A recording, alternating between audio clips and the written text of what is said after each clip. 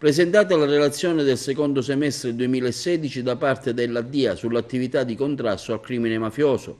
dall'osservazione del fenomeno relativo al periodo in esame si rileva come la criminalità organizzata siciliana manifesti ancora una significativa resistenza rispetto all'efficace e sistematica azione di contrasto svolte dalle forze di polizia e dalla magistratura. Gli spunti dell'analisi offerta mostrano come Cosa Nostra mantenga un'architettura interna imperniata sulle famiglie mafiose. Nel novero degli interessi illeciti resta alta l'abitudine che la criminalità organizzata siciliana esprime verso il business degli stupefacenti in quanto moltiplicatore di capitali i cui cospicui utili vengono reinvestiti in attività anche lecite. Dall'analisi emerge come i contesti inquinati restano prevalentemente quello turistico-alberghiero, quello relativo al ciclo dei rifiuti, all'edilizia, al commercio, al trasporto su gomma, all'agroalimentare, oltre che le onoranze funebri, tutti settori a basso contenuto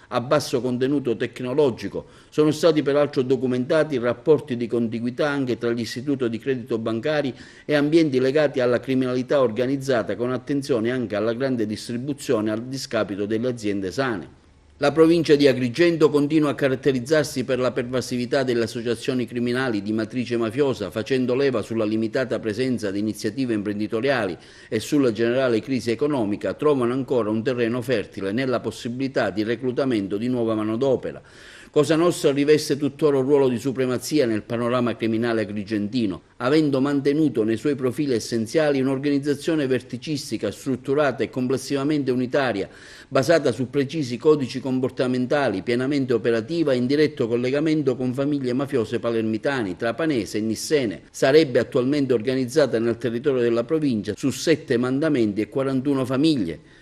E sono il mandamento di Santa Margherita del Belice con i paesi di Menfi, Sambuca, Santa Margherita, Sciacca, quello di Santa Elisabetta con i paesi di Aragona, Comitini, Raffadali,